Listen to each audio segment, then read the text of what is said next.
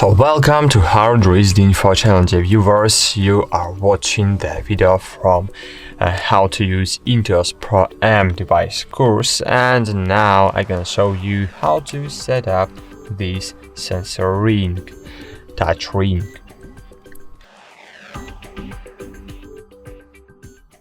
So to set up the touch ring, so you just need to open the Wacom Sensor application, find your touch ring settings, and here you will see touch ring. So if this menu wasn't opened and you have opened Express keys, so just click here touch ring. And here we can change the function of the button. For example, we can change it to scroll and change the speed of scrolling using this touch ring.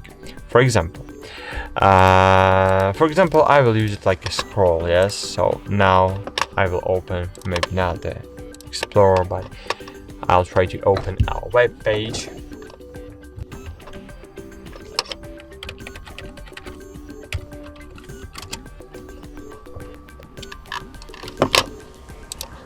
And for example, now I'm gonna scroll it. So now using this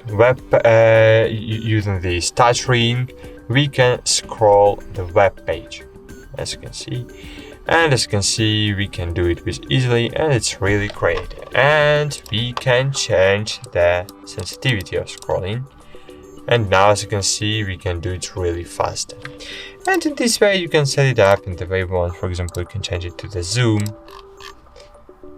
And now, as you can see, this ring is zooming my page. We can change it to the rotate, for example. But of course, we can't rotate the web page. But if you have, if you need to work in, for example, I don't know, Photoshop, so maybe it will really great future for you. Rotating. Keystroke, for example, you can set up the keystroke for left and for right. Oh my gosh, so sorry. You can change it to application definer, disable default. So you can disable this ring or choose just this, or just choose auto mode. In auto mode, it will work like the normal scroll, and great. That's it. Thanks for watching, like this video, subscribe to our channel, and bye.